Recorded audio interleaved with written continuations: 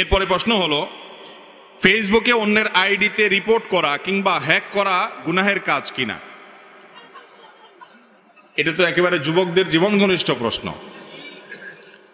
সারাদিনই ফেসবুক চালাতে গেলে এগুলো করতে হয় বা এগুলোর মুখোমুখি হতে হয় না। দেখুন, অন্যের আইডিতে রিপোর্ট করা এটা যদি তার কোনো ত্রুটির, তার কোনো অন্যায় কাজের প্রতিবাদ হিসাবে করতে হয়, সেটা অবশ্যই জায়েজ। ধরুন, কথার কথা কেউ এমন কিছু লিখেছে যেটা ইসলাম বিরোধী, মুসলিম বিরোধী, যেটা গুজব, যেটা মিথ্যা তথ্য ছড়িয়ে সমাজে অশান্তি সৃষ্টি করতে পারে, এরকম তথ্য দিয়েছে, সেই ব্যাপারে যদি আপনি রিপোর্ট করেন কর্তৃপক্ষকে যে এই লোক মিথ্যা তথ্য ছড়াচ্ছে, গুজব ছড়াচ্ছে বা ভুল তথ্য দিচ্ছে বা সাম্প্রদায়িক সম্প্রীতি নষ্ট করছে, ধর্মীয় দাঙ্গা সৃষ্টির পায়তারা করছে, খারাপ কোনো কিছু পোস্ট করেছে, অশ্লীল কোনো কিছু পোস্ট করেছে, চরিত্র নষ্ট করছে, সমাজ এবং অন্যদের ধ্বংস ডেকে আনছে, এইরকম ক্ষতিকর কিছু করলে অন্যায়ের বাধা দেওয়া, এটা কোরআনের নির্দেশ। মান রাআ মিনকুম মুনকারান ফালিয়ুগাইয়িরহু বিয়াদি। নবী সাল্লাল্লাহু আলাইহি সাল্লাম বলেছেন, কেউ কোনো অন্যায় কাজ দেখলে হাত দিয়ে সেটা বাধা দিবে।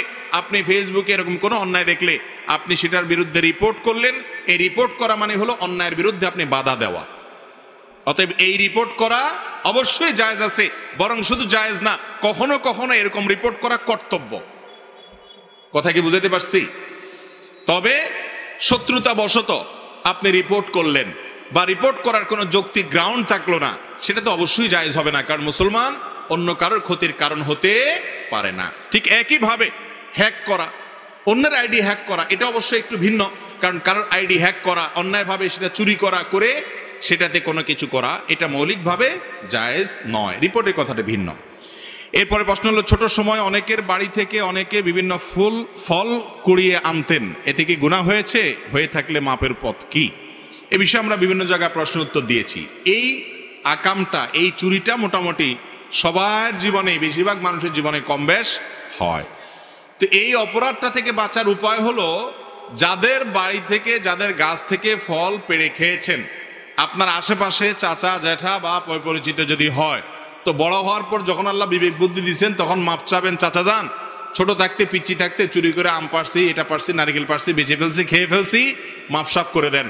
কেউ এটা আটকে রাখার কথা না। আপনি মাপ চাইলে কি করবে? মাফ করে দিবে, ইনশাল্লাহ মাপ চেয়ে নিবেন। আর যদি তাদেরকে পাওয়া না যায় বা কতজনের কাছ থেকে খেয়েছি কোনো হিসাব নাই, বেহিসাবে চুরি করেছেন, এরকম যদি হয়, তাহলে একটা ফিগার আনুমানিক 500, 1000, 2000, 3000, এর বেশি হবে না, সবগুলো মিলায় দাম, এটা আল্লাহ রাস্তা দান করে দিবেন ওই ব্যক্তিদের পক্ষ থেকে যাদেরকে খুঁজে বের করা সম্ভব না, কিন্তু দিতে হবে, কারণ দায় মুক্ত আপনাকে হওয়া লাগবে। এরপরে প্রশ্ন হলো, বর্তমানে যুবকদের মাস্টারবেশন থেকে মুক্তির উপায় কি? এটা একটু আগে বলেছি। পর্নোগ্রাফি থেকে বাঁচার যে উপায়গুলো, সেগুলোই হুবহু অবলম্বন করলে হবে ইনশাআল্লাহ। এরপরে প্রশ্ন হলো, বিভিন্ন ধরনের লোভনীয় প্রাইজ দেখিয়ে 10-20 টাকার লটারি কেনা বেচা করা জায়েজ আছে কিনা? না। অনেক লটারি আছে, 10 টাকা 20 টাকার লটারি কিনবেন, এরপরে আপনার ভাগ্যে যদি লেগে যায়, তাহলে আপনি এত লাখ টাকার মালিক হবেন, ওইটা পাবেন, সেটা পাবেন, মোটরসাইকেল পাবেন, ফ্ল্যাট পাবেন, এত লাখ টাকা পাবেন। এই সমস্ত লোভনীয় লটারি আমাদের দেশে অনেক সময় ছাড়া হয়। এই লটারিগুলো, এগুলো সবগুলো জুয়া। আর জুয়াকে আল্লাহ রাব্বুল আলামিন স্পষ্ট হারাম ঘোষণা করেছেন, এবং শয়তানের নোংরা কর্মকাণ্ডের মধ্যে থেকে একটা হলো এই জুয়ার কাজ। মুসলমানের জন্য এই জুয়ায় অংশগ্রহণ করা, লটারি কেনা জায়েজ নাই, হারাম। এরপরে প্রশ্ন হলো, ছোটবেলা থেকে শুনে আসছি এক ওয়াক্ত নামাজ ছেড়ে দিলে 2 কোটি বা তার চেয়ে বেশি সময় জাহান্নামের আগুনে থাকতে হবে, এটা কতটুকু সহি? ভাই, এই মর্মে একটা কথা আপনারা ছোটবেলা থেকে শুনে আসছেন, আমরাও সবাই শুনে আসছি, সেটা হলো, এক ওয়াক্ত নামাজ কাজা করলে, এক ওয়াক্ত নামাজ না পড়লে, তাহলে সেই ক্ষেত্রে 2,88,00,000 বছর জাহান্নামের আগুনে পোড়াইতে হবে, এক ওয়াক্ত নামাজ কাজার কারণে, ছাড়ার কারণে। এই কথা শুনছেন না আপনারা? তো এই বিষয়টি আসলে যেই বর্ণনাতে পাওয়া যায়, সেই বর্ণনাতে 80 হুকবার কথা বলা হয়েছে, 80 হুকবাকে যোগ বিয়োগ করে 2,88,00,000 বছর বের করা হয়েছে। এটা ফাজাইলে আমালে শাইখুল হাদিস জাকারিয়া রহমতুল্লাহ আলাইহি উল্লেখ করে এরপরে বলেছেন, এই মর্মে হাদিস বিভিন্ন বইতে লেখা আছে, কিন্তু আমি কোথাও পাই নাই। এবং বিশুদ্ধ কথা হলো এটাই যে 2,88,00,000 বছর জাহান্নামের আগুনে পড়বে এক ওয়াক্ত নামাজ কাজা করার কারণে। এই মর্মে কোনো বিশুদ্ধ তো দূরের কথা, কোনো আপনার দুর্বল হাদিসও নাই, বরং এটি সম্পূর্ণ জাল, ভিত্তিহীন। কোন হাদিসের কিতাবে এরকম কোনো কথা বলা হয় নাই। তবে এর মানে এই না যে তাহলে তো নামাজ না পড়লেও চলবে, ব্যাপারটা সেরকম না। নামাজ না পড়লে জাহান্নামে অবশ্যই যেতে হবে, তবে সংখ্যাটা কি হবে, এর বেশিও হতে পারে, এর কমও হতে পারে, আযাবের সংখ্যাটা এরকম ফিক্স যে সংখ্যা এখানে বলা আছে এরকমটি হাদিসে বর্ণিত হয় নাই। এর চেয়ে বেশিও হতে পারে, কমও হতে পারে। জাহান্নামে যাওয়ার মৌলিক একটা কারণ হলো নামাজ ত্যাগ করা। আল্লাহ রাব্বুল আলামিন কোরআনে কারিমে বলেছেন, জাহান্নামীদেরকে যখন জিজ্ঞাসা করা হবে, মা সালাকাকুম ফি সাকার, তোমাদেরকে জাহান্নামে কোন জিনিসে নিয়ে এসেছে, কোন অপকর্মে জাহান্নামে এনে ছেড়েছে, তখন তারা বলবে প্রথমেই ক্বালু লাম নাকু মিনাল মুসাল্লিন, তারা বলবে আমরা মুসল্লি ছিলাম না, নামাজ পড়ি নাই, এই জন্য জাহান্নামে আসছি। এই জন্য নামাজ না পড়লে জাহান্নাম, এটা অবশ্যই কোরআন থেকে বর্ণিত, কিন্তু তার মানে 2,88,20,000 বছরের বিষয়টি হাদিস দ্বারা প্রমাণিত নয়। এরপরে প্রশ্ন হলো, রাসূল আকরাম সাল্লাল্লাহু আলাইহি ওয়াসাল্লাম রুকু সিজদায় কয়টা দোয়া পড়তেন এবং সেগুলো কি? ভাই, রুকুতে সুবহান রাব্বিয়াল আযীম আর সিজদায় সুবহান রাব্বিয়াল আলা, এই দুইটা দোয়াই আমাদের মুখস্থ। মজার বিষয় হলো, আমাদের নবী করিম সাল্লাল্লাহু আলাইহি ওয়াসাল্লাম রুকুতে শুধু এই দুইটা দোয়াই পড়তেন না, আরো একাধিক দোয়া তিনি পড়তেন। কি পড়তেন আমরা অনেকে জানি না, একটু শুনে রাখি, চেষ্টা হলে মুখস্থ করি, মাঝে মধ্যে চেঞ্জ করি। অনেকে নামাজের মধ্যে মনোযোগ না থাকার অভিযোগ করেন।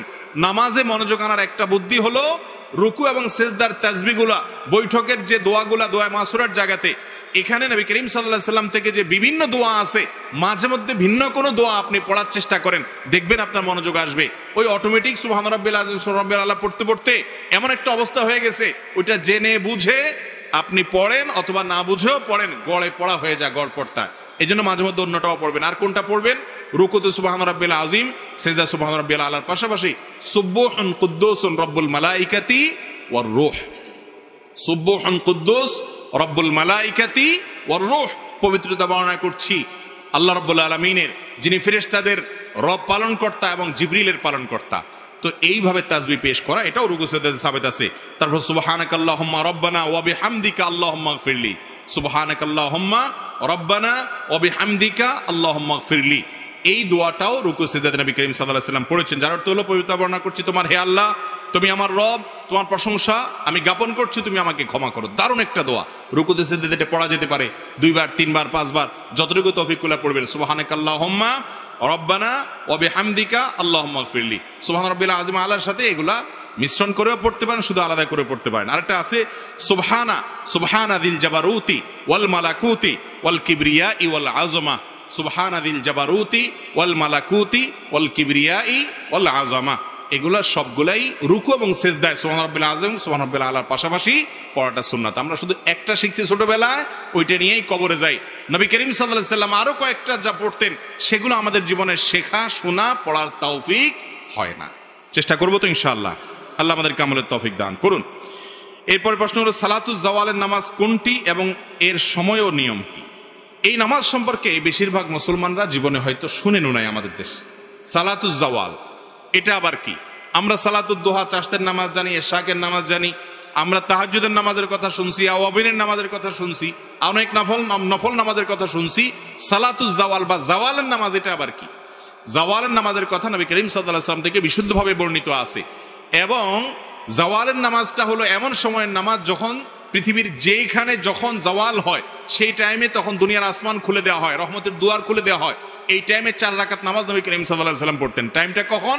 টাইমটা হলো ঠিক দুপুরে, যখন জোহরের ওয়াক্ত হয়। জোহরের ওয়াক্ত ধরেন কথার কথা 12টা এত মিনিটে, আপনি ক্যালেন্ডার দেখবেন, এই যখন আপনার জোহরের ওয়াক্ত হবে, ওয়াক্ত হওয়ার সাথে সাথে জাওয়ালের নামাজের টাইম শুরু। এই টাইম থেকে নিয়ে 4 রাকাত নামাজ আপনি পড়বেন। অনেক উলামা ইকরাম বলেছেন জোহরের আগে যে 4 রাকাত সুন্নাত, ওইটাই জাওয়ালের নামাজ। আবার অনেকে বলেছেন যে ওইটা ছাড়া আলাদা 4 রাকাত। এটা হলো জোহরের ওয়াক্ত শুরু হয়েছে, এখান থেকে নিয়ে জোহরের আগের যে সুন্নাত তার আগে 4 রাকাত নামাজ। এটা জীবনে অন্তত 1-2 বার হলেও পড়ার চেষ্টা করবেন। আল্লাহ তাআলা আমাদেরকে আমলের তৌফিক দান করুন। বিশেষ কোনো নিয়ম নাই, সাধারণ নামাজের মতো 4 রাকাত নামাজ পড়বেন এবং জাওয়ালের নামাজের সওয়াব আদায় হবে। এরপরে প্রশ্ন হলো, শাবান মাসের ফজিলত, করণীয় আমল, করণীয় হাদিসের আলোকে দয়া করে বলবেন। আর কয়েকদিন পরেই শাবান মাস শুরু হতে যাচ্ছে। শাবান মাস সম্পর্কে আমাদের অনেক মানুষই জানেন না যে শাবান মাসটা এমন একটা মাস, যেই মাসে বান্দার আমল আল্লাহর কাছে সারা বছরের আমলের হিসাব দেওয়া হয়, জমা দেওয়া হয়। নবী করিম সাল্লাল্লাহু আলাইহি ওয়াসাল্লাম শাবান মাসে সবচেয়ে বেশি নফল রোজা রাখতেন। রমজানের পরে বছরের 2 মাসে বেশি নফল রোজা রাখতে হয়, একটা হলো মুহররম, আরেকটা হলো শাবান। নবী করিম সাল্লাল্লাহু আলাইহি ওয়াসাল্লাম সম্পর্কে আমাদের আয়েশা রাদিয়াল্লাহু আনহা, উসামা ইবনে যায়েদ রাদিয়াল্লাহু তাআলা আনহু আর বিভিন্ন হাদিস সাহাবীরা বর্ণনা করেছেন যে তিনি শাবানে যত রোজা রাখতেন, রমজানের পরে অন্য কোনো মাসে এত রোজা রাখতেন না। আমাদের রাসূলুল্লাহ এও বলেছেন কানা ইয়াসুমু শাবানা ইল্লা কালিলা, নবী করিম সাল্লাল্লাহু আলাইহি ওয়াসাল্লাম গোটা শাবান জুড়ে রোজা রাখতেন, কয়েকটা দিন বাদে শেষের দিকে রোজা রাখতেন না, শাবানের শুরুর দিকে বেশি বেশি রোজা রাখতেন। শাবান মাস সম্পর্কে একজন সাহাবী জিজ্ঞাসা করেছেন, ইয়া রাসূলুল্লাহ আমি আপনাকে শাবানে বেশি রোজা রাখতে দেখি, এর কারণটা কি? তিনি দুটি কারণ বলেছেন। এক নম্বর কারণ হলো তিনি বলেছেন এই মাসে বান্দার আমল আল্লাহর সামনে পেশ করা হয়, ফেরেশতারা হিসাব জমা দেয়, সারা বছরের রিপোর্ট জমা দেয়। তো আমি চাই আমার রিপোর্ট যখন জমা দেওয়া হবে ওই টাইমটাতে আমি একটু আমলে থাকি, রোজার মধ্যে থাকি, যাতে করে আমার আমল নামা জমা দেওয়ার সময় আমাকে আল্লাহ ইবাদত অবস্থায় দেখেন। কোনো মালিকের ডিউটি করলে মালিক হঠাৎ করে এসে গেছে ইনভেস্টিগেশনে বা সাইট ভিজিটে, ওই টাইমে যদি কর্মচারী বা কাজের লোকটা কাজে ব্যস্ত থাকেন, মালিক ওই অবস্থা দেখে তার কাছে ভালো লাগবে। এই জন্য শাবান মাস নবী করিম সাল্লাল্লাহু আলাইহি ওয়াসাল্লাম নফল রোজা বেশি বেশি করে রাখতেন।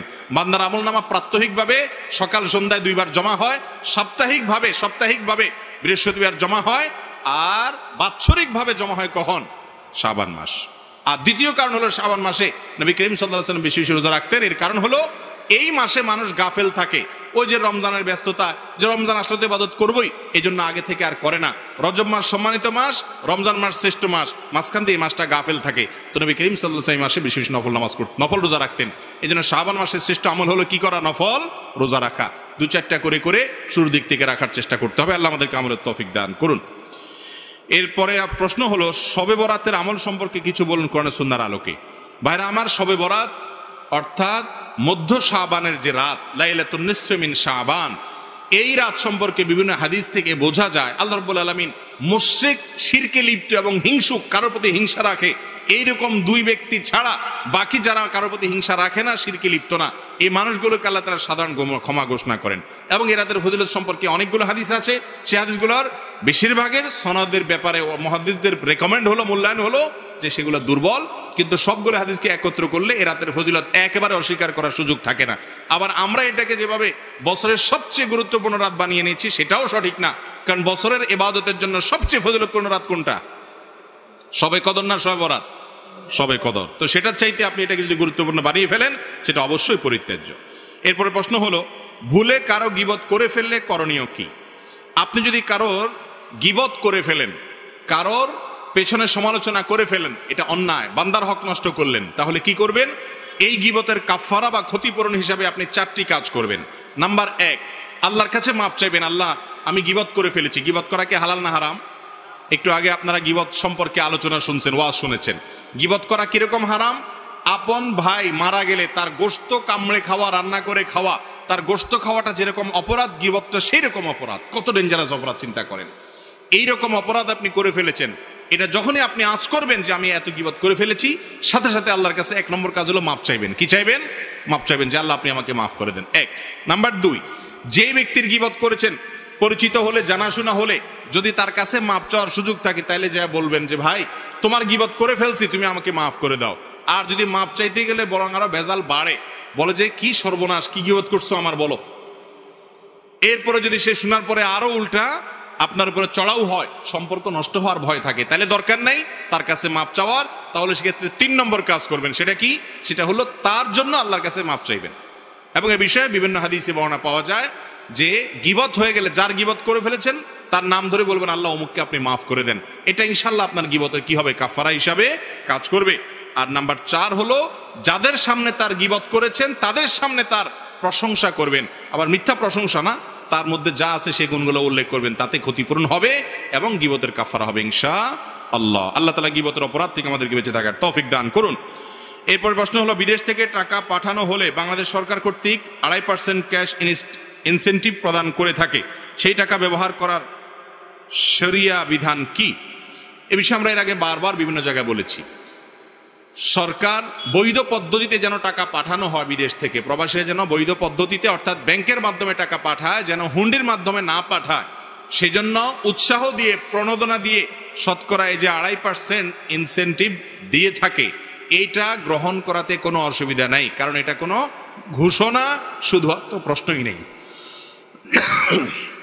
এটা ঘুষ বা সুদ না, বিধায় এটা গ্রহণ করতে কোনো অসুবিধা নাই, এটা জায়েজ আছে। এটা হলো একটা ভালো কাজ আপনাকে করার জন্য উৎসাহ দেওয়া হচ্ছে, পুরস্কার দেওয়া হচ্ছে, বিধায় বিদেশিরা, প্রবাসীরা টাকা পাঠিয়ে এই ইনসেন্টিভ গ্রহণ করতে পারেন, তাদের আত্মীয় স্বজনরা দেশে গ্রহণ করতে পারেন, কোনো সমস্যা নাই। আগেরকার দিনের দাদা বা নানা নানিগণ বলেছেন যে অনেকে নাকি মাটির নিচে গুপ্তধন পেয়েছেন। আসলে কি কোরআন হাদিসে গুপ্তধন সম্পর্কে কিছু বলা আছে? যদি থাকে বা যারা পেয়েছে সেগুলো কি হালাল নাকি হারাম? দেখুন, মাটির নিচে গুপ্তধন এটা কি আসলে কেউ পেয়েছে? এটা কি পাওয়া যায়? তো এর উত্তর হলো জি, মাটির নিচে গুপ্তধন পাওয়া যায়, পেয়েছে। এ সম্পর্কে কোনো গালগল্প যেমন থাকতে পারে, ভুয়া ভিত্তিহীন মিথ্যা বানোয়াট কিচ্ছা কাহিনী যেরকম থাকতে পারে, আবার সত্য ঘটনাও থাকার সম্ভাবনা আছে। মাটির নিচে গুপ্তধনের দুইটা ধরন এবং প্রকৃতি আছে। একটা হলো খনিজ সম্পদ। মাটির নিচে খনিজ সম্পদ পাওয়া যায় কি যায় না? তো এই সম্পর্কে কোরআনে কারিমে সুস্পষ্ট নির্দেশনা দেওয়া আছে। নবী করিম সাল্লাল্লাহু আলাইহি ওয়াসাল্লামের হাদিসের সুস্পষ্ট বক্তব্য দেওয়া আছে। যদি মাটির নিচের কেউ খনিজ সম্পদ পায়, যার জমিনে পাওয়া যাবে বা যে ব্যক্তি পাবে ওই ব্যক্তির অধিকার থাকবে। আবার ইসলামী বিধিবিধান অনুযায়ী রাষ্ট্রের কোষাগারের জন্য নির্দিষ্ট অংশ হিস্সা থাকবে, বিস্তারিত বিবরণ আছে। তাহলে মাটির নিচে এই যে তেল পাওয়া যায়, মাটির নিচে স্বর্ণ পাওয়া যায়, বিভিন্ন খনিজ সম্পদ পাওয়া যায়, কয়লার খনি পাওয়া যায়, বিভিন্ন কিছুর খনি পাওয়া যায়, এগুলো সব তো মাটির নিচের সম্পদ। অতএব মাটির নিচ থেকে সম্পদ উদ্ধার করা বা সম্পদ পাওয়া যাওয়া, এটা বলতে যদি খনিজ সম্পদ বোঝানো হয় তাহলে সেটা তো আজও পাওয়া যাচ্ছে পৃথিবীতে বিভিন্ন জায়গায়, আগেও পাওয়া গেছে এবং ভবিষ্যতেও পাওয়া যাবে। এটা তো বাস্তব এবং কোরআন হাদিসেও তার বিবরণ আছে। আর মাটির নিচে সম্পদ পাওয়া বলতে যদি, গুপ্তধন পাওয়া বলতে যদি আমরা সেটা বুঝাই যে টাকা পয়সা সোনাদানা এগুলা পাওয়া যাওয়ার কথা, তো সেগুলো এক সময় পাওয়া যেত। এর একটা বড় কারণ হলো আগের যুগে মানুষ সোনাদানা, বিশেষ করে স্বর্ণের যে টাকা পয়সা ছিল, মুদ্রা ছিল, সেই মুদ্রাগুলো সেগুলোকে তারা আগের যুগের যে স্বর্ণ এবং রূপা এবং এগুলোর যে মুদ্রা, সেই মুদ্রাগুলোকে বিভিন্ন হাঁড়িতে পাতিলে করে সঞ্চয়ের জন্য মাটির নিচে চাপা দিয়ে রাখত। কোরআনে কারিমে সূরা কাহফে আপনারা একটা ঘটনা শুনেছেন, খাজির আলাইহিসসালামের সাথে মূসা আলাইহিসসালামের ঘটনা। সেই ঘটনা থেকে বোঝা যায় যে দুজন বালক, তাদের বাবা মা তারা নেককার ছিলেন। সন্তানের ভবিষ্যতের জন্য ওয়ালের নিচে মাটি খুঁড়ে সেখানে কিছু এরকম স্বর্ণ বা রৌপ্য মুদ্রা ইত্যাদি সেগুলো রেখে দিয়েছিলেন। এবং সেগুলো এমনভাবে রেখে দেওয়া ছিল যে এককালে তারা সেগুলো খুঁড়ে পাবে, হয়তো ইশারা ইঙ্গিতে, ওসিয়তে, চিঠিতে বিভিন্নভাবে হয়তো বলা থাকতো। এবং তখন সম্পদ ভবিষ্যৎ প্রজন্মের জন্য, সন্তানদের জন্য বা নিজেদের জন্য রক্ষা করার এই প্রক্রিয়া অবলম্বন করা হতো। এই জন্য দেখা যেত কেউ মাটি খুঁড়ে এরকম কোন সম্পদ পেয়েছে। এগুলোর বাস্তবতা কোরআন হাদিস থেকে প্রমাণিত, যেমন সূরা কাফের ঘটনা থেকে বোঝা যায়। আবার এ নিয়ে কোনো গাল গল্প থাকতে পারে, যেমন আমাদের দেশে বিশেষ করে নানি দাদিরা অনেক গল্প শোনান। এগুলোর কতটা সত্য কতটা মিথ্যা আল্লাহ তাআলা ভালো জানেন। তবে এটা ঠিক যে আগের যুগে এই জাতীয় খনিজ সম্পদ পাওয়া যেত, তবে সেগুলো কোনো অলৌকিক কিছু না, সেগুলো হলো মানুষ নিজেই পুঁতে রাখতো, সেগুলা কেউ না কেউ হয়তো উদ্ধার করে পেত। আর এর বাইরে খনিজ সম্পদের কথা তো বললামই। অতএব মাটির নিচে কোনো সম্পদের আপনার ভান্ডার খুঁজে পাওয়া, এই ঘটনাগুলো একেবারে অলিক নয়, অবাস্তব নয়। এগুলো মৌলিকভাবে ঘটতে পারে, ঘটেছে, এবং কোরআন হাদিস থেকেও সেরকম পাওয়া যায়। এখন বলতে পারেন তাহলে এই যুগে কেন পাওয়া যায় না? এর একটা বড় কারণ হলো যে এগুলো খুঁড়ে পেতে পেতে পেতে মানুষ আর খুব একটা রাখে নাই। এখন তো আর আজকাল বা বিগত অনেক দিন যাবত মানুষ তো আর এইভাবে কোনো সোনা দানা গচ্ছিত রাখে না। বিশেষ করে কাগজের কারেন্সি হয়ে গেছে, এখন থেকে পৃথিবীর ভিন্ন রূপ আমরা দেখতে পাচ্ছি। বিধায় আগের যুগে এগুলো ঘটেছে, ঘটতো, এটি অসত্য নয়। এরপরে প্রশ্ন হলো, নারীদের জন্য শ্রেষ্ঠ কিছু কাজ বা করণীয় আমল সম্পর্কে বলবেন। দেখুন, নারীদের জন্য সবচাইতে গুরুত্বপূর্ণ শ্রেষ্ঠ আমল হলো ঈমান আনার পর, আকীদা বিশুদ্ধ করার পর, 5 ওয়াক্ত নামাজ আদায় করার পর, রমজানের রোজা রাখার পর স্বামীর আনুগত্য করা। আমি সব সময় বলি এই আমলটা আমাদের মা বোনদের জন্য এখন তিতা করল্লার মতো হয়ে গেছে। তিতা করল্লা খাওয়া যেরকম কষ্টের, মহিলাদের জন্য নামাজ রোজা করা, অন্য সব আমল করা যত সহজ, স্বামীর কথা মেনে চলাটা এগুলোর চাইতে বহুগুণ সহজ। না কঠিন? কঠিন। এটা মনে মানতে চায় না। বিশেষ করে ইবলিসি সিস্টেম আমাদের মা বোনদেরকে নানাভাবে প্রতারিত করে রেখেছে, তাদেরকে ধোকায় ফেলে রেখেছে। তারা তথাকথিত সমান অধিকারের কথা শুনে, ইসলাম ন্যায্য অধিকারের কথা বলে, সমান নয়, কারণ সব জায়গায় সমান দিলে হয় না, কোথাও বেশি দিতে হয়, কোথাও কম দিতে হয়। ন্যায্যতা নিশ্চিত করার কথা ইসলাম বলে। তো এই মুখরোচক স্লোগানের মাধ্যমে আমাদের অনেক বোনরা প্রতারিত হয়ে আছেন। নামাজি কালামি, পর্দা পশিদা করেন, সব ঠিক আছে, কিন্তু স্বামীকে মানেন না, স্বামীর কথা শোনেন না, স্বামীর সাথে সবসময় ঝগড়াঝাটি লেগে থাকে। এই রোগটা ঘরে ঘরে আছে না নাই? অথচ নবী করিম সাল্লাল্লাহু আলাইহি সাল্লাম তার হাদিসে জানিয়েছেন, ইদা সাল্লাতিল মারআতু খামসাহা, একজন মুসলিম নারী যদি 5 ওয়াক্ত নামাজ পড়ে, ওয়া সামাত শাহরাহা, রমজানের রোজা রাখে, ওয়া আতাআত বালাহা, স্বামীর আনুগত্য করে, কথা মেনে চলে, ওয়া হাফিজাত ফারজাহা, এবং নিজের সম্ভ্রম হেফাজত করে, ইজ্জতের হেফাজত করে, তাহলে সে ব্যক্তি জান্নাতের 8টা দরজার যে কোনোটা দিয়ে প্রবেশ করতে পারে। তাহলে মুসলিম নারীর জান্নাতে প্রবেশের জন্য অন্যতম শর্ত হলো স্বামীর আনুগত্য করা। অন্য সব করতে পারলো, এটা আমাদের মা বোনরা পারছে না, তাদের জন্য চ্যালেঞ্জ। আল্লাহ আমাদের মা বোনদেরকে আমল করার তৌফিক দান করুন। তাহলে এই আমলটি তাদের জন্য গুরুত্বপূর্ণ আমল। আর মুস্তাদে বাজ্জার সবিন হাদিসের কিতাব থেকে জানা যায়, নারীদের জন্য অন্যতম গুরুত্বপূর্ণ বিষয় এবং আমল হলো পর্দার আমলটা। এই আমলটা অনেক মা বোনরা সঠিকভাবে করতে পারেন না। অনেকে পর্দা করেন বাহিরে, ভেতরে পর্দা করতে পারেন না। ভেতরের পর্দা কি? ধরেন কথার কথা, আপনার দেবরের সাথে, ভাসুরের সাথে, দেবর ভাসুরের প্রাপ্তবয়স্ক ছেলে আছে, তাদের সাথে পর্দা করতে হবে, কিন্তু এটা করতে পারেন না। বাহিরে ঠিকই বোরকা পরেন, এমনকি হাত মোজা পা মোজা পরেন, ভেতরে এটা করতে পারেন না। আপনি নিজে করতে চান না, অথবা আপনার পরিবারের পুরুষ সদস্যরা, মহিলা সদস্যরা, শ্বশুরবাড়ির লোকেরা আপনাকে করতে দেয় না। এই আমলটাও আজকাল মেয়েদের জন্য অনেক কঠিন হয়ে গেছে। বাহিরে ভেতরে সব জায়গায় মাহরাম নন মাহরাম মেনটেন করা, পর্দার বিধান মেনে চলা, এটা নারীদের জন্য সবচেয়ে গুরুত্বপূর্ণ বিষয়। এই বিষয়টি হাদিস দ্বারা প্রমাণিত। এর বাইরে মা বোনদের জন্য অন্যতম গুরুত্বপূর্ণ বিষয় হলো, তাদের কাছে একটা বিরাট বড় সুযোগ আছে যেটা পুরুষদের কাছে নাই। সেটা হলো, মা বোনরা চাইলে সওয়াবের গাছ, সবচেয়ে বড় গাছ লাগায় যেতে পারেন দুনিয়া থেকে। কিভাবে সেটা?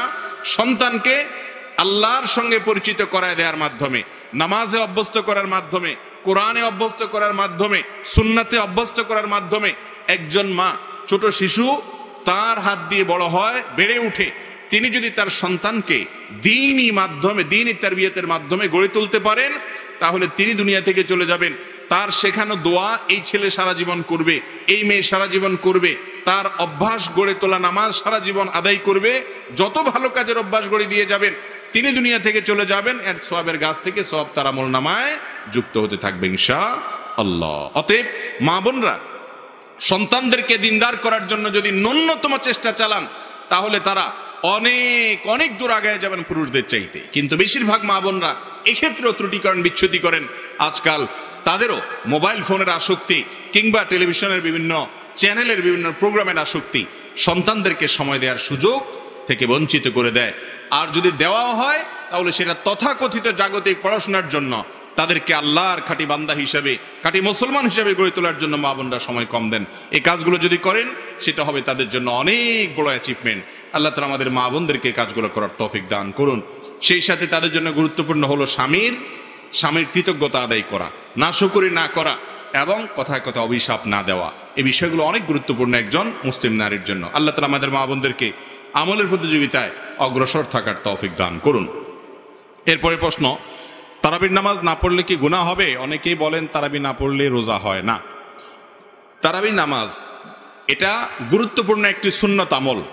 রমাদান মাসে যদি কেউ তারাবির নামাজ পড়ে, নবী করিম সাল্লাল্লাহু আলাইহি ওয়াসাল্লাম বলেছেন, মান কামা রমাদানা ঈমানান ওয়া ইহতিসাবা গুফিরা লাহু মা তাকাদ্দামা মিন যামবি। যে ব্যক্তি রমজানে রাতের বেলা দাঁড়িয়ে তারাবির নামাজ আদায় করবে, তার পেছনের সমস্ত গুনাহ খাতা আল্লাহ তাআলা মাফ করে দিবেন। অতএব তারাবি নামাজ পড়তে চেষ্টা করা উচিত। কিন্তু কোনো কারণে যদি কেউ তারাবি নামাজ না পড়েন, তার কারণে তার রোজা হবে না, এমন কোনো কথা পৃথিবীর কোনো আলেম, কোনো ফকি বলেন নাই। অতএব যদি কেউ তারাবি পড়তে নাও পারেন, রোজা তাকে অবশ্যই রাখতে হবে। তারাবি মিস হলে গুনাহ হবে না, বড় গুনাহ, কবিরা গুনাহ হবে না। কিন্তু রমজানের রোজা মিস হলে কবিরা গুনাহ হবে। অতএব তারাবি নামাজ এটা আমাদের আদায় করা উচিত। এটা যদি ছুটে যায় কোনো কারণে, হঠাৎ কোনো একদিন একা একা পড়ে নেব। আর যদি অসুস্থতার কারণে শরীর খারাপ লাগে, পড়লামই না, একদিন মাত দিলাম হঠাৎ করে, তাহলে ইনশাআল্লাহ বড় কোনো গুনাহ হবে না বা গুনাহ হবে না। কিন্তু অলসতা করে যদি আমি বাদ দেই, তাহলে সেটা অবশ্যই ক্ষতির কারণ। এরপরে প্রশ্ন হলো, আমার একজন বন্ধু প্রতিদিন রাতে পর্নোগ্রাফি না দেখলে রাতে ঘুম আসে না, এ থেকে মুক্তির উপায় কি? দেখুন, তরুণ প্রজন্মের একটা বড় অংশ, শুধু তরুণরা না, যারা অতরুণ আছেন, বয়স পরিপক্ক, এরকম লোকদের মধ্যে পর্নোগ্রাফির আসক্তি আজ চরমে পৌঁছেছে। ঘরে ঘরে জনে জনে এই রোগটা, এমনকি পুরুষদের পাশাপাশি নারীদের মধ্যেও। ভাইরা আমার, ভেতরে ভেতরে আমাদেরকে শেষ করে দিচ্ছে এই পর্নোগ্রাফির কারণে। এই সমস্ত বাজে নেশা এবং এডিকশনের কারণে ঘরে ঘরে স্বামী স্ত্রীর মধ্যে কোনো ভালোবাসা নেই, সম্প্রীতি নেই। যারা এগুলোতে আসক্ত হয়, সবচেয়ে নগদ শাস্তি হলো তাদের দাম্পত্য জীবনের সুখ শান্তি প্রায় অলমোস্ট হারাম হয়ে যায়। যে যুবক পর্নোগ্রাফি দেখতে দেখতে দেখতে দেখতে সে ক্লান্ত, এটা তার মধ্যে নেশায় পরিণত হয়ে গেছে, তার উপর আল্লাহর পক্ষ থেকে সবচেয়ে বড় শাস্তি হলো দাম্পত্য জীবনে স্ত্রীর সাথে তার কোনো ভালোবাসা হয় না। এটা অভিজ্ঞতা প্রমাণ করে, অসংখ্য অজস্র অভিজ্ঞতা এর জন্য রয়েছে। বিধায় পর্নোগ্রাফির ভয়াবহ ক্ষতিকর দিকগুলো আমাদেরকে আগে বুঝতে হবে, এবং এর মাধ্যমে নগদ লাভ করা, নগদ সাময়িক সময়ের সুখ বা তৃপ্তি লাভ করার সুযোগ থাকলেও পরোক্ষ নেই। পর্ন এডিকশন যাদের মধ্যে আছে, তাদের বেশিরভাগ মানুষের উপর করা জরিপ এবং সাক্ষাৎকার, তাদের বক্তব্য, এই সবগুলোর খোলাসা, রিপোর্ট, প্রতিবেদনগুলো বলে যে এর পরক্ষণেই তাদের মধ্যে বিষণ্ণতা কাজ করে, মানসিক বিষাদ তাদেরকে ঝেঁকে বসে, যেটা তৃপ্তির জন্য ঢেকে, সেখানে সাময়িক তৃপ্তির পরিবর্তে তার পরবর্তীতে আযাব তা নয়, এর পরপরই তার মধ্যে মানসিকভাবে বিষণ্ণতা ছেয়ে আসে, অশান্তি, অস্থিরতা, ডিপ্রেশন এবং খারাপ লাগা কাজ করে। সে নিজেকে খারাপ মনে করতে করতে একটা পর্যায়ে আল্লাহর রহমত থেকে পর্যন্ত নিরাশ হয়ে যায়। এই জন্য পর্নোগ্রাফির এই ভয়াবহ কাজের ভয়াবহতা এত বেশি যে গোটা দুনিয়ার জীবনটাকে ধ্বংস করে দেয়, আখিরাত ধ্বংস আছেই। এই জন্য ভাইরা আমার, আগে বুঝতে হবে যে এটা কত ডেঞ্জারাস বিষয়। এটা থেকে বাঁচতে চান, কয়েকটা স্টেপ নেবেন, কয়েকটা পদক্ষেপ নেবেন। নাম্বার এক নম্বর পদক্ষেপ হলো যে এটার মাধ্যমে আপনার ভবিষ্যৎ ধ্বংস হয়ে যাবে, আপনার পারিবারিক জীবন, দাম্পত্য জীবন শেষ হয়ে যাবে, আপনার কোনো কিছু ভালো লাগবে না, বিষণ্ণতা, বিষাদের মধ্যে আপনি ভোগ করবেন। এটি নিশ্চিত জেনে রাখবেন, এই ভয়াবহতা মাথায় আপনি ভালো করে ঢুকিয়ে রাখেন, সহজ হবে আপনার বেঁচে থাকা। এর ভয়াবহতা সম্পর্কে জানার চেষ্টা করবেন। অনেক বই বাজারে বের হয়েছে, অস্ট্রেলিয়ান একজন লেখকের বই বাংলা অনুবাদ হয়েছে, আমি বইটার নাম ভুলে গেছি, কিন্তু এই আসক্তি থেকে বাঁচার জন্য অসম্ভব উপকারী। সে বইটা সহ আরো যে সমস্ত বই আছে পড়তে পারে। নাম্বার 2, মোবাইলে যে সমস্ত ডিভাইসের মাধ্যমে হারাম জিনিস দেখার অভ্যাস আছে, সেই সমস্ত ডিভাইসগুলোতে ফরম্যাট দিয়ে ফেলেন। সবসময় ফরম্যাট দিতে পারবেন না। যখন ইমানে জোয়ার আসবে, কিছু কিছু সময় আছে যে আল্লাহর ভয় অন্তরে ঢেউ খেলতে থাকে, যখন আসবে ওই সুযোগের সাথে সাথে সব কিছু মোবাইল থেকে ক্লিয়ার করে ফেলবেন। এবং যেই সমস্ত সাইটে, নেটে, সোশ্যাল মিডিয়াতে, যে সমস্ত জায়গায় গেলে আপনি এগুলো থেকে বাঁচতে পারেন না, সেগুলো থেকে আপনার সম্পর্ক ছিন্ন করতে হবে।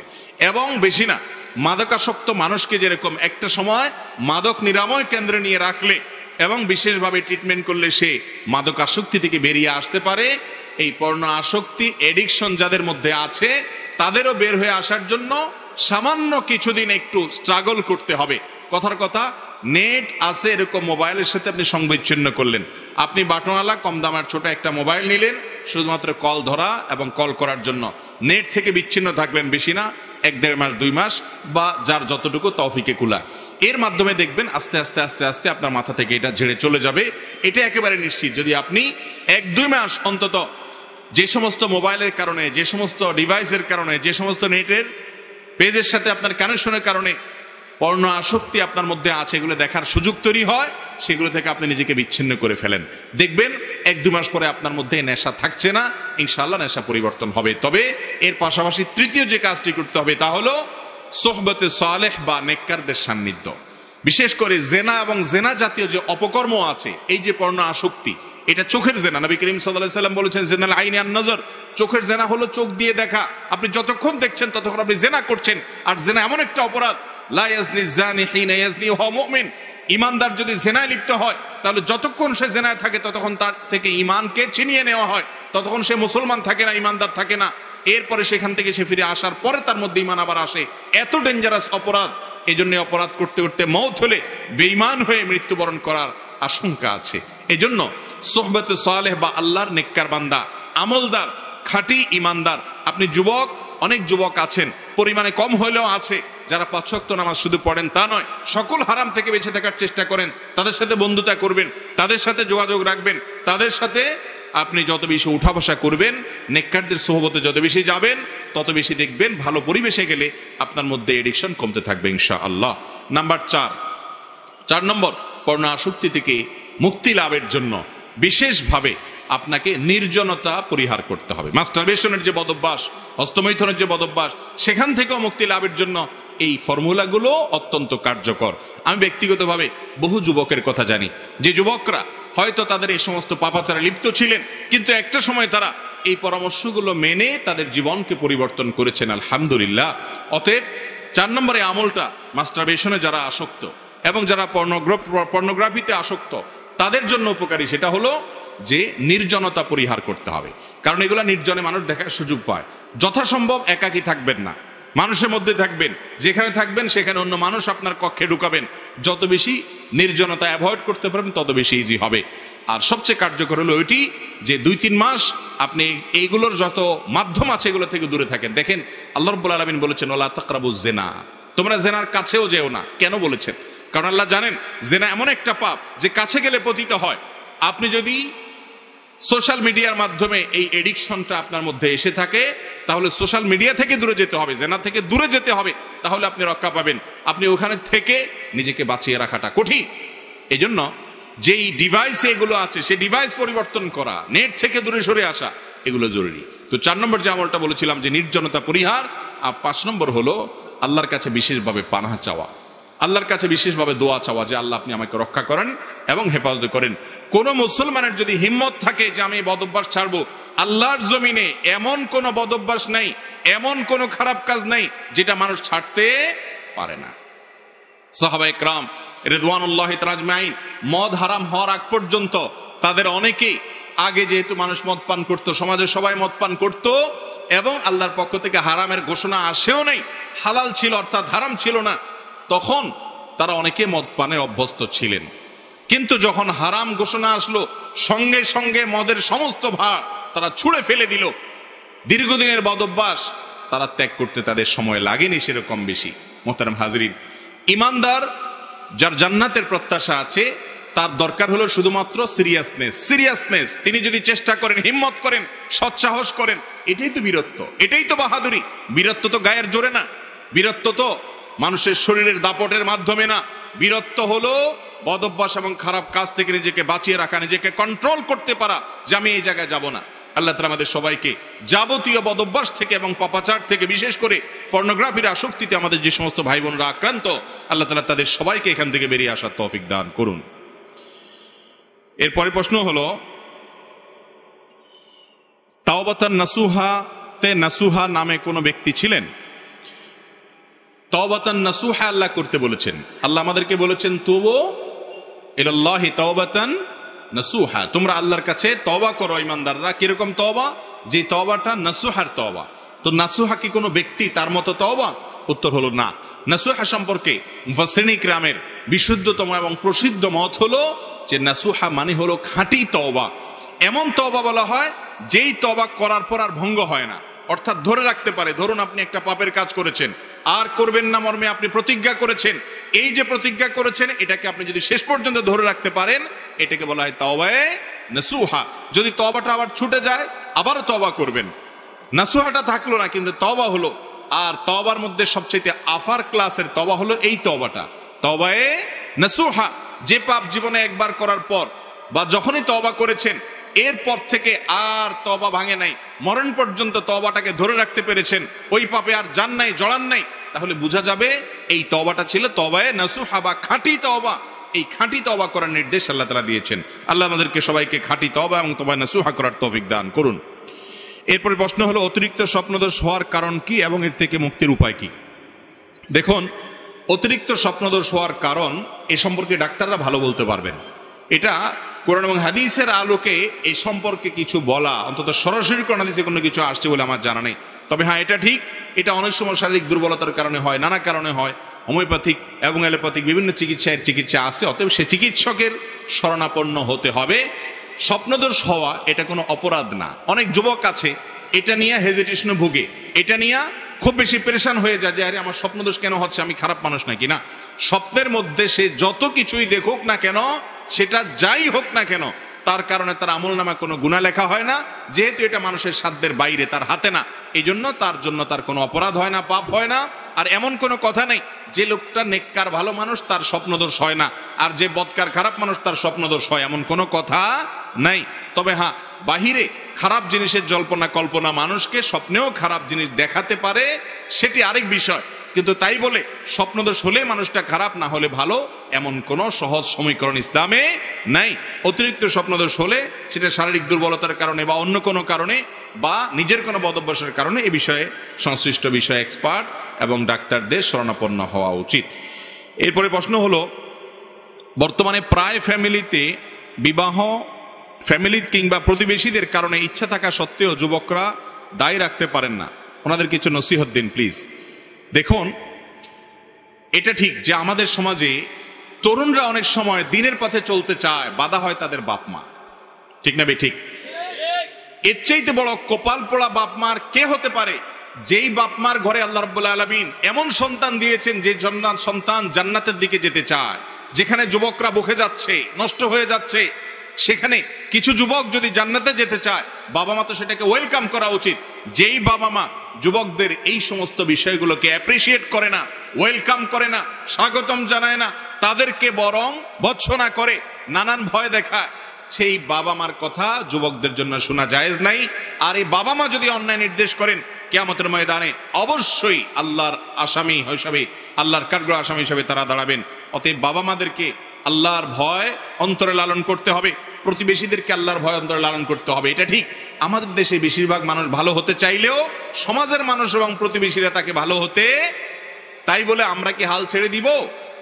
আমাদের শেষটুকু পর্যন্ত শেষ সাধ্য অনুযায়ী চেষ্টা করতে হবে। আল্লাহ আমাদেরকে আমলের তৌফিক দান করুন। এরপর প্রশ্ন হলো, অনেকে বাড়ির গেটে কিংবা খাতার উপরে 786 লিখে রাখেন, এটা কি বিসমিল্লাহর বিকল্প? দেখুন, বিভিন্ন কাগজের উপরে, পরীক্ষার খাতার উপরে বা বাড়ির গেটে 786 লিখে রাখা হয় এবং বলা হয় বিসমিল্লাহির রহমানির রহিমের সংক্ষিপ্ত রূপ। এটা জানেন তো আপনারা? এটা মূলত আরবিতে প্রতিটি অক্ষরের একটা মান নির্ণয় করা হয় আবজাদি পদ্ধতি, এটাকে বলা হয় আবজাদি পদ্ধতি।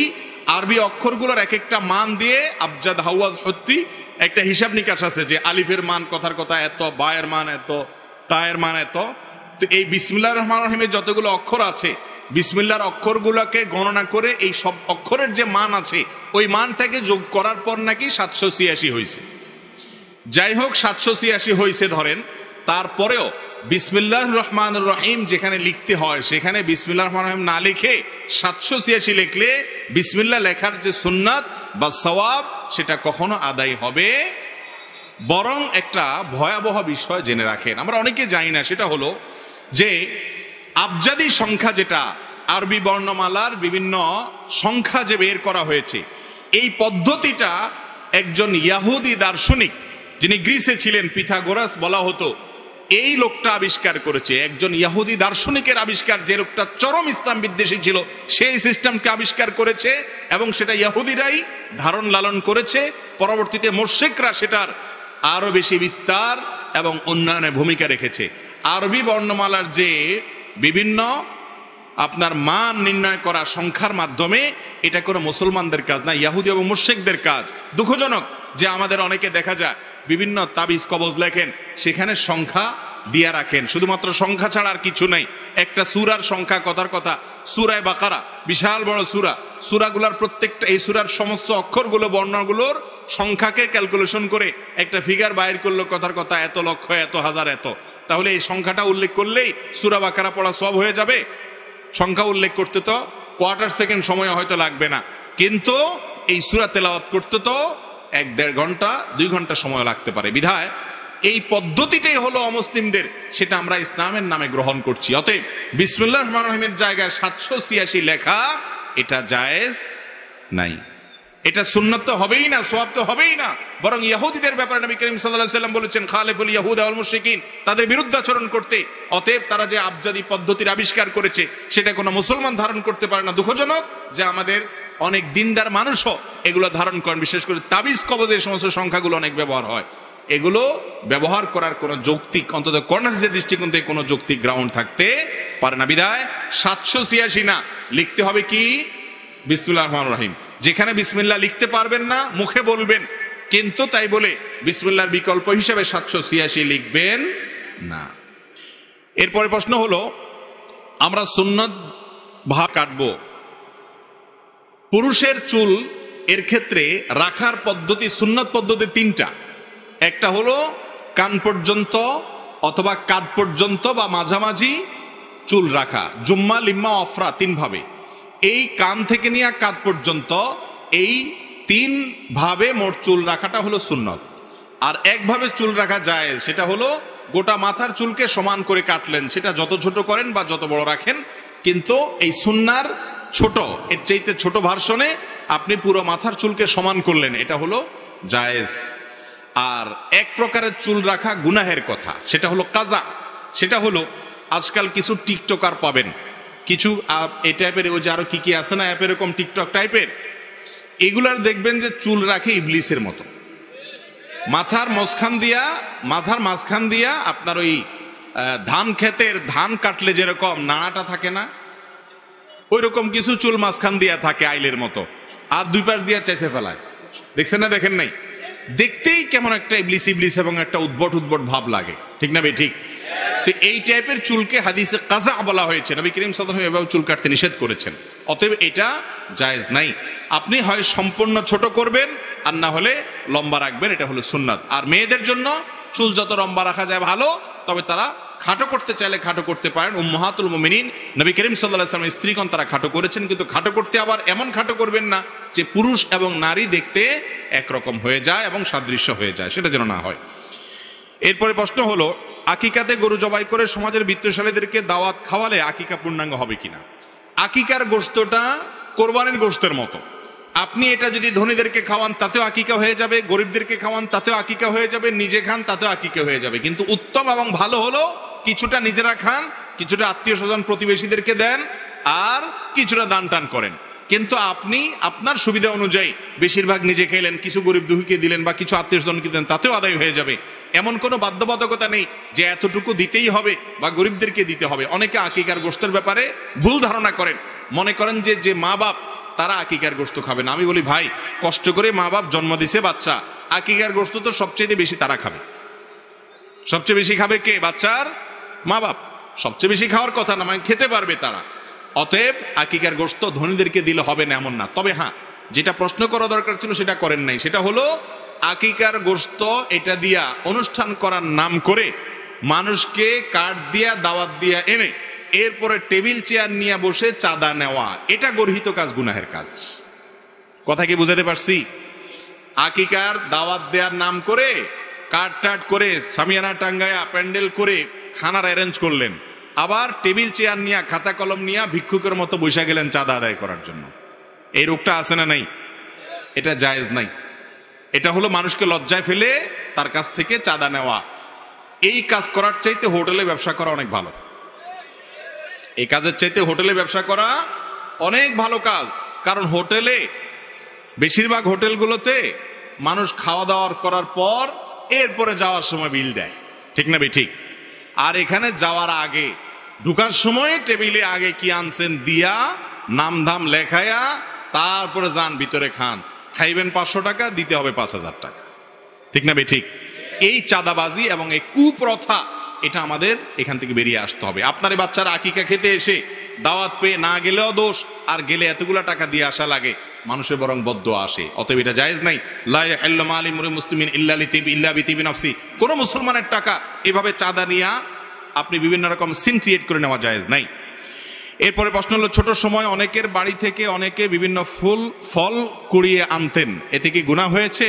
হয়ে থাকলে মাপের পথ কি? এ বিষয়ে আমরা বিভিন্ন জায়গায় প্রশ্ন উত্তর দিয়েছি।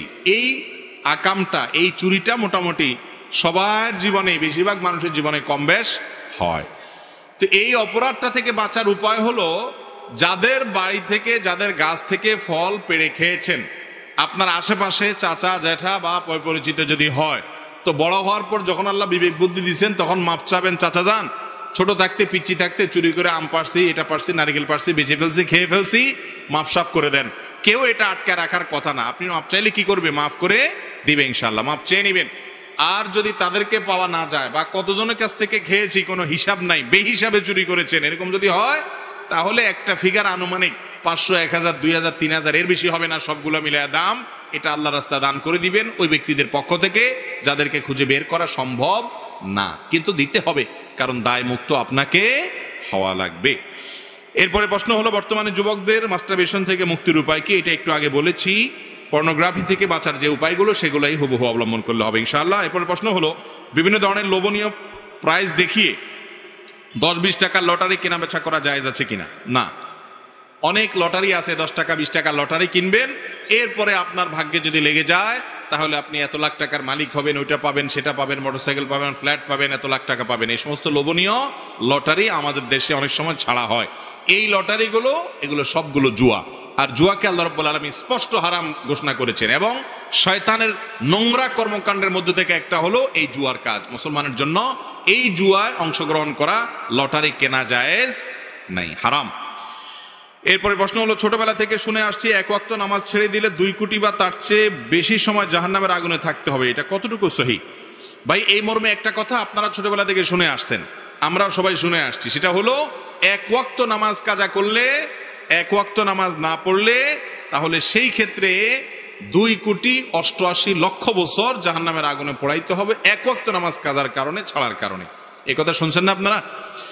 তো এই বিষয়টি আসলে যেই বর্ণনাতে পাওয়া যায়, সেই বর্ণনাতে 80 হুকবার কথা বলা হয়েছে, 80 হুকবাকে যোগ বিয়োগ করে 2,88,00,000 বছর বের করা হয়েছে। এটা ফাজাইলে আমালে শাইখুল হাদিস জাকারিয়া রহমতুল্লাহ আলাইহি উল্লেখ করে এরপরে বলেছেন, এই মর্মে হাদিস বিভিন্ন বইতে লেখা আছে, কিন্তু আমি কোথাও পাই নাই। এবং বিশুদ্ধ কথা হলো এটাই যে 2,88,00,000 বছর জাহান্নামের আগুনে পড়বে 1 ওয়াক্ত নামাজ কাজা করার কারণে। এই মর্মে কোনো বিশুদ্ধ তো দূরের কথা, কোনো আপনার দুর্বল হাদিসও নাই, বরং এটি সম্পূর্ণ জাল, ভিত্তিহীন।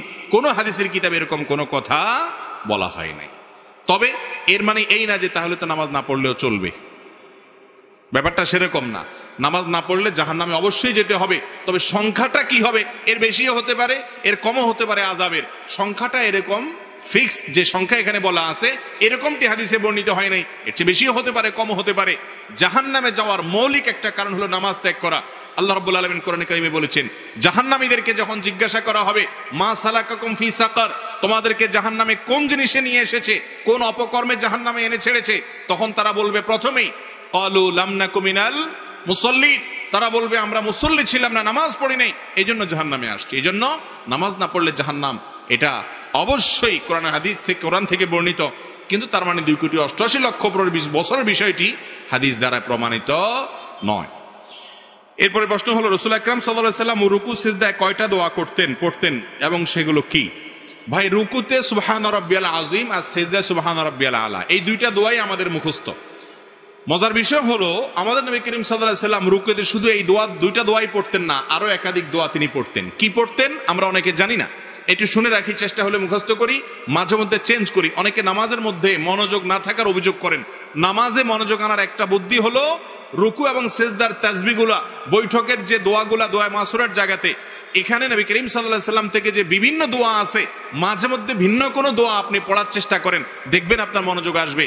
ওই অটোমেটিক সুবহান রাব্বিল আযীম সুবহান রাব্বিল আলা পড়তে পড়তে এমন একটা অবস্থা হয়ে গেছে, ওইটা জেনে বুঝে আপনি পড়েন অথবা না বুঝেও পড়েন, গড়ে পড়া হয়ে যায়, গড় পড়তা। এই জন্য মাঝে মধ্যে অন্যটাও পড়বেন। আর কোনটা পড়বেন? রুকুতে সুবহান রাব্বিল আযীম, সিজদা সুবহান রাব্বিল আলার পাশাপাশি সুবহুন কুদ্দুসুন রব্বুল মালাইকাতি ওয়ার রূহ, সুবহুন কুদ্দুস রব্বুল মালাইকাতি ওয়ার রূহ, পবিত্রতা বর্ণনা করছি আল্লাহ রাব্বুল আলামিনের, যিনি ফেরেশতাদের রব পালন কর্তা এবং জিবরিলের পালন কর্তা। তো এইভাবে তাসবিহ পেশ করা, এটাও রুকু সিজদাতে সাবিত আছে। তারপর সুবহানাকাল্লাহুম্মা রাব্বানা ওয়া বিহামদিকা আল্লাহুম্মা ইগফিরলি, সুবহানাকাল্লাহুম্মা রাব্বানা ওয়া বিহামদিকা আল্লাহুম্মা ইগফিরলি, এই দোয়াটাও রুকু সিজদাতে নবী করিম সাল্লাল্লাহু আলাইহি ওয়াসাল্লাম পড়েছেন। যার অর্থ হলো, পবিত্রতা বর্ণনা করছি তোমার, হে আল্লাহ তুমি আমার রব, তোমার প্রশংসা আমি জ্ঞাপন করছি, তুমি আমাকে ক্ষমা করো। দারুণ একটা দোয়া, রুকুতে সিজদাতে পড়া যেতে পারে 2 বার 3 বার 5 বার, যতটুকু তৌফিকুল্লাহ পড়বেন। সুবহানাকাল্লাহুম্মা রাব্বানা ওয়া বিহামদিকা আল্লাহুম্মা ইগফিরলি, সুবহান রাব্বিল আযীম আলার সাথে এগুলা মিশ্রণ করেও পড়তে পারেন, শুধু আলাদা করে পড়তে পারেন। আরেকটা আছে সুবহানা, সুবহানা দিল জাবারুতি ওয়াল মালাকুতি ওয়াল কিবরিয়াই ওয়াল আযমা, সুবহানা দিল জাবারুতি ওয়াল মালাকুতি ওয়াল কিবরিয়াই ওয়াল আযমা। এগুলো সবগুলাই রুকু এবং সিজদায় সুবহান রাব্বিল আযম, সুবহান রাব্বিল আলার পাশাপাশি পড়াটা সুন্নাত। আমরা শুধু একটা শিখছি ছোটবেলায়, ওইটা নিয়েই কবরে যাই। নবী করিম সাল্লাল্লাহু আলাইহি সাল্লাম আরো কয়েকটা যা পড়তেন সেগুলো আমাদের জীবনে শেখা, শোনা, পড়ার তৌফিক হয় না। চেষ্টা করবো তো ইনশাআল্লাহ। আল্লাহ আমাদেরকে আমলের তৌফিক দান করুন। এরপরে প্রশ্ন হলো সালাতুজ জাওয়ালের নামাজ কোনটি এবং এর সময় ও নিয়ম কি? এই নামাজ সম্পর্কে বেশিরভাগ মুসলমানরা জীবনে হয়তো শুনেনও নাই আমাদের দেশে। সালাতুজ জাওয়াল এটা আবার কি?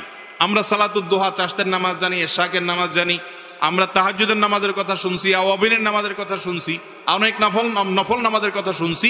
সালাতুজ জাওয়াল বা জাওয়ালের নামাজ এটা আবার কি? জাওয়ালের নামাজের কথা নবী করিম সাল্লাল্লাহু আলাইহি ওয়াসাল্লাম থেকে বিশুদ্ধভাবে বর্ণিত আছে। এবং জাওয়ালের নামাজটা হলো এমন সময়ের নামাজ যখন পৃথিবীর যেইখানে যখন জাওয়াল হয় সেই টাইমে তখন দুনিয়ার আসমান খুলে দেওয়া হয়, রহমতের দুয়ার খুলে দেওয়া হয়। এই টাইমে 4 রাকাত নামাজ নবী করিম সাল্লাল্লাহু আলাইহি ওয়াসাল্লাম পড়তেন। টাইমটা কখন? টাইমটা হলো ঠিক দুপুরে যখন জোহরের ওয়াক্ত হয়। জোহরের ওয়াক্ত ধরেন কথার কথা 12টা এত মিনিটে, আপনি ক্যালেন্ডার দেখবেন, এই যতক্ষণ যখন আপনার জোহরের ওয়াক্ত হবে, ওয়াক্ত হওয়ার সাথে সাথে জাওয়ালের নামাজের টাইম শুরু। এই টাইম থেকে নিয়ে 4 রাকাত নামাজ আপনি পড়বেন। অনেক উলামা ইকরাম বলেছেন জোহরের আগে যে 4 রাকাত সুন্নাত ওইটাই জাওয়ালের নামাজ। আবার অনেকে বলেছেন যে ওইটা ছাড়া আলাদা 4 রাকাত। এটা হলো জোহরের ওয়াক্ত শুরু হয়েছে, এখান থেকে নিয়ে জোহরের আগের যে সুন্নাত তার আগে 4 রাকাত নামাজ। এটা জীবনে অন্তত 1-2 বার হলেও পড়ার চেষ্টা করবেন। আল্লাহ তাআলা আমাদেরকে আমলের তৌফিক দান করুন। বিশেষ কোনো নিয়ম নাই, সাধারণ নামাজের মতো 4 রাকাত নামাজ পড়বেন এবং জাওয়ালের নামাজের সওয়াব আদায় হবে। এরপরে প্রশ্ন হলো শাবান মাসের ফজিলত, করণীয় আমল, করণীয় হাদিসের আলোকে দয়া করে বলবেন। আর কয়েকদিন পরেই শাবান মাস শুরু হতে যাচ্ছে। শাবান মাস সম্পর্কে আমাদের অনেক মানুষই জানেন না যে শাবান মাসটা এমন একটা মাস যেই মাসে বান্দার আমল আল্লাহর কাছে সারা বছরের আমলের হিসাব দেওয়া হয়, জমা দেওয়া হয়। নবী করিম সাল্লাল্লাহু আলাইহি সাল্লাম শাবান মাসে সবচেয়ে বেশি নফল রোজা রাখতেন। রমজানের পরে বছরের 2 মাসে বেশি নফল রোজা রাখতে হয়, একটা হলো মুহররম, আরেকটা হলো শাবান। নবী করিম সাল্লাল্লাহু আলাইহি সাল্লাম সম্পর্কে আমাদের আয়েশা রাদিয়াল্লাহু আনহা, উসামা ইবনে যায়েদ রাদিয়াল্লাহু তাআলা আনহু আর বিভিন্ন হাদিস সাহাবীরা বর্ণনা করেছেন যে তিনি শাবানে যত রোজা রাখতেন রমজানের পরে অন্য কোনো মাসে এত রোজা রাখতেন না। আমাদের আয়েশা রাদিয়াল্লাহু তাআলা এও বলেছেন কানা ইয়াসুমু শাবানা ইল্লা কালিলা, নবী করিম সাল্লাল্লাহু আলাইহি সাল্লাম গোটা শাবান জুড়ে রোজা রাখতেন, কয়েকটা দিন বাদে। শেষের দিকে রোজা রাখতেন না, শাবানের শুরুর দিকে বেশি বেশি রোজা রাখতেন। শাবান মাস সম্পর্কে একজন সাহাবী জিজ্ঞাসা করেছেন, ইয়া রাসূলুল্লাহ, আমি আপনাকে শাবানে বেশি রোজা রাখতে দেখি, এর কারণটা কি? তিনি 2টি কারণ বলেছেন। 1 নম্বর কারণ হলো তিনি বলেছেন এই মাসে বান্দার আমল আল্লাহর সামনে পেশ করা হয়, ফেরেশতারা হিসাব জমা দেয়, সারা বছরের রিপোর্ট জমা দেয়। তো আমি চাই আমার রিপোর্ট যখন জমা দেওয়া হবে ওই টাইমটাতে আমি একটু আমলে থাকি, রোজার মধ্যে থাকি, যাতে করে আমার আমল নামা জমা দেওয়ার সময় আমাকে আল্লাহ ইবাদত অবস্থায় দেখেন। কোনো মালিকের ডিউটি করলে মালিক হঠাৎ করে এসে গেছে ইনভেস্টিগেশনে বা সাইট ভিজিটে, ওই টাইমে যদি কর্মচারী বা কাজের লোকটা কাজে ব্যস্ত থাকেন, মালিক ওই অবস্থা দেখে তার কাছে ভালো লাগবে। এই জন্য শাবান মাস নবী করিম সাল্লাল্লাহু আলাইহি সাল্লাম নফল রোজা বেশি বেশি করে রাখতেন। বান্দার আমল নামা প্রাত্যহিকভাবে সকাল সন্ধ্যায় 2 বার জমা হয়, সাপ্তাহিকভাবে বৃহস্পতিবার জমা হয়, আর বাৎসরিকভাবে জমা হয় কখন? শাবান মাস। আর দ্বিতীয় কারণ হলো শাবান মাসে নবী করিম সাল্লাল্লাহু আলাইহি সাল্লাম বেশি বেশি রোজা রাখতেন। এর কারণ হলো এই মাসে মানুষ গাফেল থাকে, ওই যে রমজানের ব্যস্ততা, যে রমজান আসলে ইবাদত করবই, এই জন্য আগে থেকে আর করে না। রজব মাস সম্মানিত মাস, রমজান মাস শ্রেষ্ঠ মাস, মাঝখান দিয়ে এই মাসটা গাফেল থাকে। তো নবী করিম সাল্লাল্লাহু আলাইহি ওয়াসাল্লাম মাসে বেশি বেশি নফল রোজা রাখতেন। এই জন্য শাবান মাসের শ্রেষ্ঠ আমল হলো কি করা? নফল রোজা রাখা।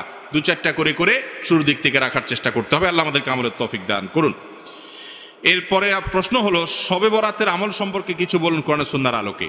ভাইরা আমার, শবে বরাত অর্থাৎ মধ্য শাবানের যে রাত, লাইলাতুন নিসফি মিন শাবান, এই রাত সম্পর্কে বিভিন্ন হাদিস থেকে বোঝা যায় আল্লাহ রাব্বুল আলামিন মুশরিক, শিরকে লিপ্ত এবং হিংসুক, কারোর প্রতি হিংসা রাখে, এইরকম 2 ব্যক্তি ছাড়া বাকি যারা কারোর প্রতি হিংসা রাখে না, শিরকে লিপ্ত না, এই মানুষগুলোকে আল্লাহ তাআলা সাধারণ ক্ষমা ঘোষণা করেন।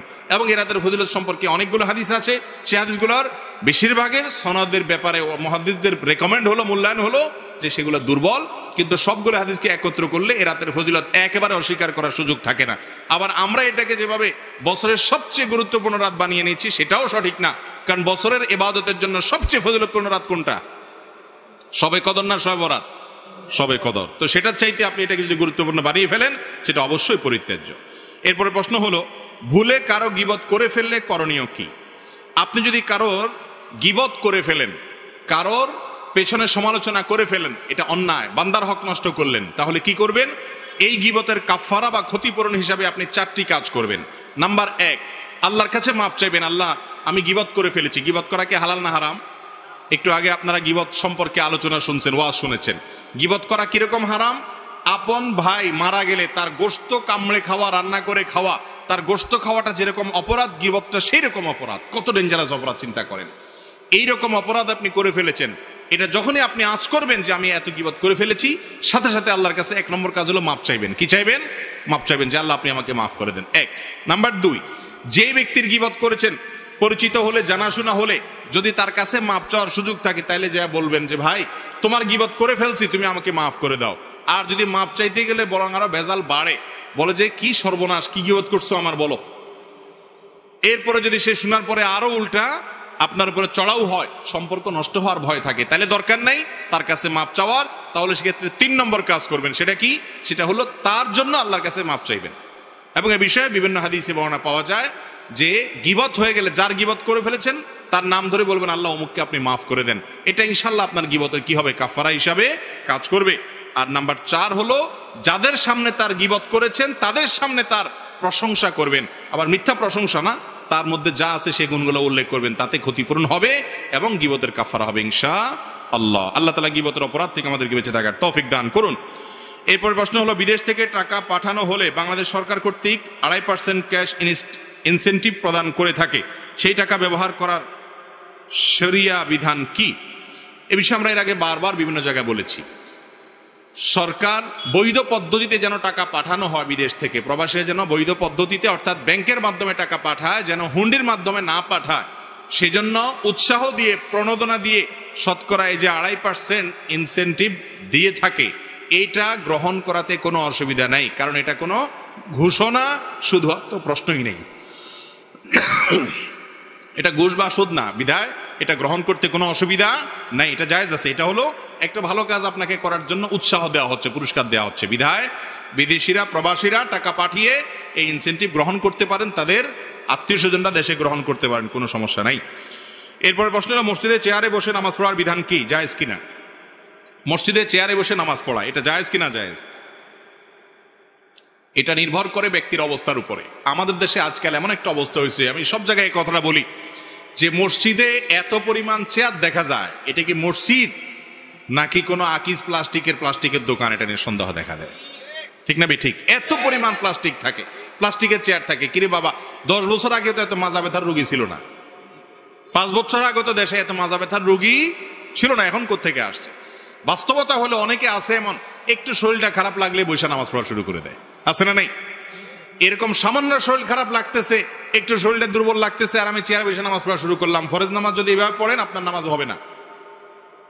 নফল নামাজ বা সুন্নত নামাজ যদি বসে পড়েন হয়ে যাবে, কিন্তু ফরজ নামাজ এটা যদি আপনি এইভাবে পড়েন তাহলে নামাজ হবে না। কারণ ওয়াকুমু লিল্লাহি কানিতিন, নামাজের মধ্যে দাঁড়ানোটা ফরজ, রুকু করা ফরজ, সিজদা করাও কি ফরজ।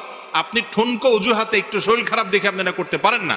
তবে হ্যাঁ, যদি কারোর অসুস্থতাটা এই লেভেলের থাকে যে ওই বেচারা রুকু করতে গিয়ে কোমর ভাঙতে গেলে তার মারাত্মক কষ্ট হয়, অসুস্থ হয়ে পড়ে, সেজদা করতে গেলে বিপদ হয়, কষ্ট হয়, বা নিয়মিত রুকু সেজদা করতে গেলে অভিজ্ঞ এবং দিনদার ডাক্তার, যিনি নামাজ কালামের গুরুত্ব বুঝেন, মুসলমান, সেরকম ডাক্তার যদি তাকে বলে যে আপনি নিয়মিত নামাজ কালাম পড়লে আপনার রোগটা স্থায়ী হয়ে যাবে, বিপদ হবে, বাড়বে, তাহলে সেই ব্যক্তির জন্য দাঁড়িয়ে দাঁড়িয়ে নামাজ পড়া এবং রুকু সেজদার সময় চেয়ারে বসে ইশারায় রুকু সেজদা করা জায়েজ আছে। আর যদি দাঁড়ানো থেকে বসারও ক্ষমতা না থাকে তাহলে সেক্ষেত্রে চেয়ারে বসে নামাজ পড়া জায়েজ আছে। এটা হলো যার কোনো উপায় নাই, শেষ চিকিৎসা তার জন্য। গোটা দুনিয়ার সব করতে পারেন আপনি, ধান খেতে কাজও করতে পারেন, আবার গাছে উঠতে পারেন, সারা দুনিয়া দাবড়ায় বেড়ান, শুধু মসজিদে এসে এটা চেয়ার টান দিয়ে বসে যান, এটা কিন্তু জায়েজ হবে না। প্রকৃত অবস্থায় যদি আপনি অপারগ হন তাহলে আপনার জন্য জায়েজ হবে। এরপরে প্রশ্ন হলো, বর্তমান যুব সমাজ বিভিন্ন অশ্লীলতায় নিমজ্জিত, এর থেকে উত্তরণের জন্য কি কি পন্থা অবলম্বন করা যায়? যুবকদেরকে নষ্টের জন্য যত আয়োজন হতে পারে তার সবগুলো করে রাখা হয়েছে, ঠিক না? ঠিক, যুবকদেরকে, চরিত্রকে ধ্বংস করার জন্য শয়তান এই সমাজে সবকিছু করে রেখেছে। এই সময়টাতে আজকের যুবকদের জন্য অশ্লীলতা থেকে বেঁচে থাকা অনেক কঠিন। আর এই কারণে ডক্টর খন্দকার আব্দুল্লাহ জাহাঙ্গীর রহমাল্লাহ বলতেন, তার কথা তিনি বলতেন, আমার মতো বুড়ো দাড়ি পাকা মানুষ তাহাজ্জুদের নামাজ পড়ে যে পরিমাণ সওয়াব পাবো, তোমরা যুবকরা শুধুমাত্র ফরজ নামাজ পড়ে তার চেয়ে বেশি সওয়াব পাবা। কারণ এই সময়টাতে ঈমান রক্ষা করা সহজ না কঠিন ভাই? অনেক কঠিন। বিধায় এই অশ্লীলতার জোয়ার থেকে বাঁচার জন্য প্রথম কাজ হলো দৃষ্টিকে অবনত রাখতে হবে। এটা ওয়াজ করা যত সহজ, আমল করা এত সহজ না। নিজের সঙ্গে যুদ্ধ করতে হয়। আর এর পাশাপাশি খুব দ্রুততার সাথে টাকা পয়সা উপার্জন করে কোন রকম বিবাহের সক্ষমতা, আর্থিক সক্ষমতা তৈরি করে অভিভাবকদেরকে বুঝিয়ে সুঝিয়ে বিয়ে শাদী করে ফেলতে হবে। বিয়ে শাদী করা, চোখের হেফাজত করা, গুনাহের পরিবেশ থেকে দূরে সরা। যেই জায়গা গেলে নারী পুরুষের ঢলাঢলি মেশামেশি আপনি নিজেকে বাঁচাতে পারেন না, সেই জায়গা থেকে আপনাকে সরে আসতে হবে। যেই পেজ থেকে ফেসবুকে খারাপ জিনিস আসে ওই পেজকে আনফলো করে ফেলতে হবে, ব্লক করে ফেলতে হবে। যে আইডি থেকে বাজে জিনিস আসে ওই আইডিকে ব্লক করে আনফ্রেন্ড বা আনফলো করে রাখতে হবে। এক কথা, গুনাহের পরিবেশ থেকে বাঁচতে হবে। যদি আপনি বাঁচতে পারেন ইনশাআল্লাহ অশ্লীলতা থেকে আল্লাহ আপনাকে বাঁচাবেন। এরপরে প্রশ্ন হলো, ব্যবসায়িক বা ব্যক্তিগত যে কোনো প্রচারণার জন্য খেলাধুলা বা বিভিন্ন মিডিয়ায় স্পন্সর করা নিয়ে ইসলাম কি বলে? সম্পূর্ণ নাজায়েজ। বিশেষ করে খেলাধুলা, প্রচলিত খেলাধুলা যেগুলো আছে পৃথিবীতে, এসব খেলাধুলার সাথে অনেক হারামের সম্পর্ক আছে এবং এগুলো যখন মিডিয়াতে প্রচার হয় সেগুলো হারামে লিপ্ত হওয়া ছাড়া দেখার সুযোগ থাকে না। জুয়া ছড়ো অনেক আনুষঙ্গিক অপরাধ তো তার সাথে থাকেই। একজন মুসলমান নিজের পণ্যের প্রচারণার জন্য এগুলোর স্পন্সর হওয়া জায়েজ নাই। আপনার টাকা দিয়ে কি করছেন, ভালো কাজ হচ্ছে না খারাপ কাজ হচ্ছে আপনাকে দেখতে হবে। ওয়ালা তাআওয়ানু আলাল ইসমি ওয়াল উদওয়ান, আল্লাহ বলেছেন অন্যায় এবং সীমা লঙ্ঘনের কাজে একে অন্যের সহযোগিতা করো না। এরপরে প্রশ্ন হলো, বিভিন্ন ধরনের লোভনীয় প্রাইজ দেখিয়ে 10-20 টাকার লটারি দেওয়া, এটা উত্তর দেওয়া হয়েছে। এরপরে প্রশ্ন হলো, যে কোনো ব্যবসার একটি পণ্যের সর্বোচ্চ কত শতাংশ লাভ করা ইসলামের বিধান? দরদাম করে যত ইচ্ছা তত লাভ করা যাবে কিনা? আপনি দোকানদার, আপনার কোন একটা জিনিস আপনি বিক্রি করবেন, 10 টাকার জিনিস, সেটাতে আপনি কি 1 টাকা লাভ করবেন না 2 টাকা লাভ করবেন নাকি 5 টাকা লাভ করবেন? এটা একান্ত আপনার এবং ক্রেতা দুইজনের ব্যাপার, অধিকার। এখানে ইসলাম ইন্টারফেয়ার করে না। আপনি যদি অনেক বেশি লাভ করেন আর ক্রেতা যদি জেনে শুনে সেটা রাজি হয়, আপনারা উভয় সম্মত থাকলে ইসলাম সেখানে বাদ সাধে না। কিন্তু একজন দোকানদার বা একজন ব্যবসায়ী তিনি বিশেষ করে কোনো বিপদে ফেলে, ধরেন একজন কাস্টমার সেটার ন্যায্য মূল্য কি জানে না, মার্কেট প্রাইস কি জানে না, এই চান্সটা বুঝে আপনি বেশি করে নিয়ে নিলেন, এটা অবশ্যই একজন মানুষের জন্য অন্যায়, অনৈতিক কাজ। একইভাবে আপনি কোনো আইটেমের ক্রাইসিস আছে মার্কেটে, এই চান্সে আপনি বাড়ায় নিয়ে এলেন, সেটাও অনৈতিক অন্যায়। কিন্তু শরীয়ত কোনো পার্সেন্টেজ ঠিক করে দেয় না যে এর বেশি লাভ করা যাবে না। এটা ব্যক্তির বিবেকের উপরে ছেড়ে দিয়েছে। সেজন্য জুলুম না করে, অন্যায় না করে, মানুষকে বিপদে ফেলে যেন উপার্জন না করে। তবে চাইলে তারা উভয়ে মিলে এইটার যে কোনো দাম ঠিক করবে, সেটা তারা নিতে পারবে। শরীয়ত সেখানে কোনো বাধা দেয় না। এরপরে প্রশ্ন হলো, আমাদের এলাকা প্রায় মসজিদে খুবই দ্রুত তারাবির নামাজ পড়া হয়, ওনারা ধীরে না পড়ার কারণ কি হতে পারে? কি হতে পারে? এটা তো পরিষ্কার, তারাবির নামাজ তাড়াহুড়া করে পড়া হয় কেন ভাই? যে তারাবির নামাজ শেষ করে গিয়া বাড়িতে হয় টেলিভিশনের সামনে বসবে, না চা দোকানে আড্ডা মারবে, বা অন্য কোনো কাজ করবে। আমাদের কাছে নামাজটা হয়ে গেছে বোঝা, যত তাড়াতাড়ি শেষ করা যাবে তত তাড়াতাড়ি মুক্তি। ঠিক না বে ঠিক? নামাজের স্বাদ যদি পাইতো কোনো মুসলমান, তাহলে সে ছাড়তো না। আপনি হারামে যখন যাবেন, তারাবি পড়বেন, দেখবেন 1.5 ঘন্টা বা তার চাইতে কম বেশি সময় যখন লাগে, তখন আপনি নিজে উপভোগ করেন, ফিল করেন, কারণ ইবাদতের স্বাদ পাচ্ছেন। আমাদের দেশে দুঃখজনক, তারাবির নামাজটাকে আমরা তুফান মিলে পড়ি, 4G 5G গতিতে তারাবি পড়ি। ঠিক না বে ঠিক? আবার এটা নিয়ে গ্রামাঞ্চলে দেখা যায় কম্পিটিশন হয়, কাদের হাফেজ সাহেব কত তুখোড়, কত জোরে পড়তে পারে, এটা নিয়ে কম্পিটিশন হয় না? আমি একটা কথা বলি, বাইসাইকেল, গাড়ির ক্ষেত্রে একই কথা। যারা গাড়ি চালাতে জানেন তারা জানেন যে গাড়িতে নতুন ড্রাইভার যখন ড্রাইভিং করে, ড্রাইভিং এর সময় দেখবেন যে নতুন নতুন যখন গাড়ি চালায়, গিয়ার দিয়া এসকালেটারে চাপ দিলে, ক্লাস ছেড়ে দিলে গাড়ি দৌড়ায়। তো যত দৌড়ায় তত মনে করে সে ড্রাইভার হয়ে গেছে। আসলে ড্রাইভারের জোরে চালানো যতটা সহজ, একেবারে পিঁপড়ার মতো আস্তে আস্তে চালানোটা অনেক কঠিন। যারা গাড়ি চালানো বুঝেন তারা বুঝেন। সাইকেলটা খুব ভালো বুঝবেন। সাইকেল যখন নতুন চালানো শিখে কেউ, প্যাডেলটা মারতে শিখছে, মোটামুটি ব্যালেন্স করতে শিখছে মনে করেন, একজন তো শেখায় পেছন থেকে ধরে ধরে। এটা যদি শিখে প্রথম তখন কি করে? সে দেয় দৌড়, প্যাডেল মারা সামনে যেতে থাকে, যত জোরে যা খুশি লাগে, তাই না? আর যে বেচারা শিখায় সে পিছন থেকে দৌড়ায়াও ধরতে পারে না, সে বুঝে না এখানে দক্ষতা না। দক্ষতা হলো খুব এক্সপার্ট যদি সাইকেল চালক হয় তাহলে দেখবেন ছোট বাচ্চা হেঁটে যাচ্ছে, তার পাশ দিয়ে সাইকেল চালায় যাচ্ছে সমান তালে সমান গতিতে, সে তারপরেও পড়ে না, ব্যালেন্স ধরে রাখতে পারে। এবং সাইকেলের যে কম্পিটিশনগুলো হয়, জোরে দ্রুত যাওয়া, দীর্ঘ সময় চালানো, সেটা যেমন আছে, আবার কত আস্তে আস্তে কত ধীরে ধীরে সূক্ষ্মভাবে পার হইতে পারে সেটার কম্পিটিশন আছে। এজন্য এক্ষেত্রে যেরকম আস্তে চালানোটা যার তার কাজ না, জোরে সবাই চালাইতে পারে, একইভাবে তারাবির নামাজে আস্তে আস্তে তেলাওয়াত করা সব হাফেজের কাজ না, হুলস্থুল করে তেলাওয়াত করা সবাই পারে। কথা কি বুঝাতে পারছি? এই জন্য যে হাফেজ জোরে পড়ে ওকে ভালো হাফেজ মনে করার কোনো কারণ নাই, বরং ধীরে ধীরে পড়াটাই হলো উত্তম। আচ্ছা, ধীরে এবং তাড়াহুড়া করে যদি তেলাওয়াত করেন আপনি তারাবিতে, পার্থক্য কতটুকু হবে জানেন? 5 থেকে 10 মিনিট, সর্বোচ্চ 15 মিনিটের। 15 মিনিটে কি আসবে যাবে, কিন্তু আপনার নামাজটাই নষ্ট হবে। তারাবি তারবিহাতুন বহু বচন, তারাবির মানেই হলো আরাম করে করে ধীরে ধীরে পড়া।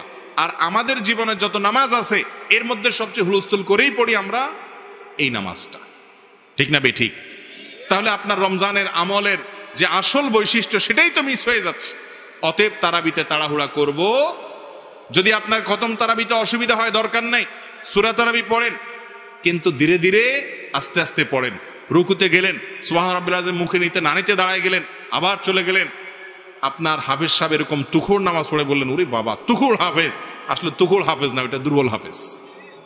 অতএব হাফেজদেরকেও চাপ দিবেন না, ঘড়ি দেখবেন না বারবার যে হুজুর দেরি হয়ে যাচ্ছে, বরং সময় দিবেন। ইবাদত যখন করবেন পরিমাণে কম করেন, কিন্তু ভালো করে করবেন। আল্লাহ তাআলা আমাদেরকে আমলের তৌফিক দান করুন।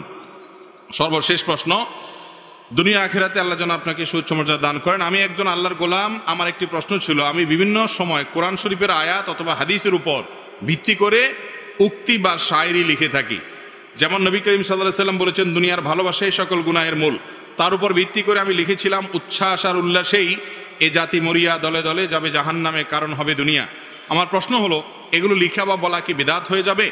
আশা করি আমার উত্তর দিবেন। দেখুন, কোরআনে কারীমের কোনো আয়াত অথবা নবী করিম সাল্লাল্লাহু আলাইহি ওয়াসাল্লামের কোনো হাদিসের মর্ম এবং সংক্ষিপ্ত সারের আলোকে যদি কেউ কবিতা রচনা করে লিখতে পারে, মৌলিকভাবে এটা কোনো নাজায়েজ বিষয় হবে না। তবে শর্ত হবে যে এগুলো তো নবী করিম সাল্লাল্লাহু আলাইহি ওয়াসাল্লামের দিকে সম্বন্ধ করবেন না, কারণ তিনি তো এই ছন্দের তালে তালে বলেন না। তাছাড়া কবিতা লিখতে গিয়ে 2 শব্দ 1 শব্দ যোগ বিয়োগ করা লাগতে পারে। মর্মটা ঠিক রেখে তিনি ওইটার আলোকে নিজের মতো করে ভালো কথা বলতে পারেন। কিন্তু নবী করিম সাল্লাল্লাহু আলাইহি ওয়াসাল্লামের হাদিসের যদি কাব্যানুবাদ করতে হয়, তাহলে সে হাদিসের পুরোপুরি অনুবাদ, এক্সাক্ট অনুবাদ হচ্ছে কিনা এটা তাকে বুঝতে হবে। এটা অনেক দক্ষ মানুষের কাজ, যার তার কাজ না। না হলে কিন্তু নবী সাল্লাল্লাহু আলাইহি ওয়াসাল্লামের নামের সাথে সম্বন্ধ করে দিয়ে কবিতা লেখেন যেটা তিনি বলেছেন, তাহলে আপনার কথা যদি হেরফের হয়, কবিতার স্বার্থে যদি এদিক সেদিক হয়ে যায়, তাহলে কিন্তু গুনাহ হবে। মান কাযাবা আলাইয়া মুতাআম্মিদান, নবী সাল্লাল্লাহু আলাইহি ওয়াসাল্লাম বলেছেন, আমার নামে কেউ যদি মিথ্যা কথা বলে ফালিয়াতাওয়া মাকাদাহু মিনান নার, সেজন্য তার ঠিকানা জাহান্নামে নিশ্চিত জেনে রাখে। এই জন্য এরকম করা যাবে না। হ্যাঁ, আপনি আপনার কথা হিসাবে, ভালো কথা হিসাবে আপনি এটাকে বর্ণনা করেন, ওই কথাকে ধারণ করে আপনি খোলাসাটা দিয়ে দেন, সেটা জায়েজ হতে পারে। আর যদি নবী করিম সাল্লাল্লাহু আলাইহি ওয়াসাল্লামের কথা হিসাবে বলেন, তাহলে রিওয়ায়াত বিল মানা বা নবী করিম সাল্লাল্লাহু আলাইহি ওয়াসাল্লামের কথাকে অনুবাদ করার জন্য যে শর্ত, সেই শর্ত পূরণ করেই তারপরে আপনাকে কাব্যানুবাদ করতে হবে, সেই দক্ষতা অর্জন করতে হবে। আর না হলে সেখান থেকে আলো গ্রহণ করে আপনার